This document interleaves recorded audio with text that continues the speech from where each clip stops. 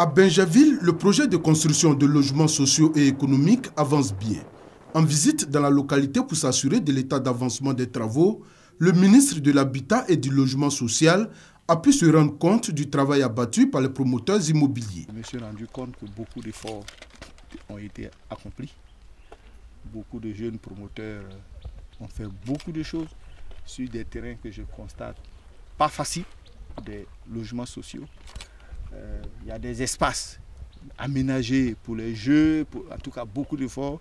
J'ai été agréablement surpris sur certains chantiers. Ce sont des cités quasiment achevées à 95% qui vont être bientôt livrées aux souscripteurs. Selon les promoteurs, ce sont les travaux de VRD qui ont fait traîner la plupart des opérations immobilières. Quand on parle de VRD, il faut entendre par là des voiries.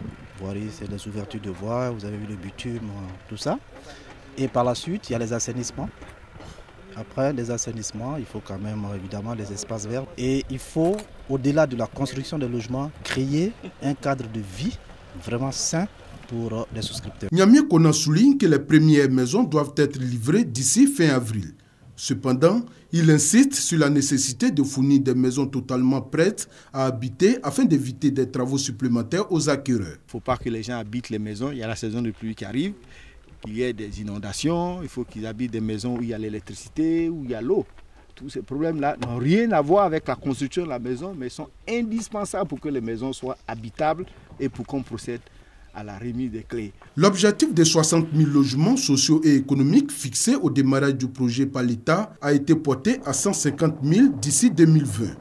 La principale problématique étant le financement, le ministre de l'Habitat et du Logement social a rassuré les promoteurs. L'État jouera sa partition afin de permettre à un grand nombre d'Ivoiriens d'avoir un toit.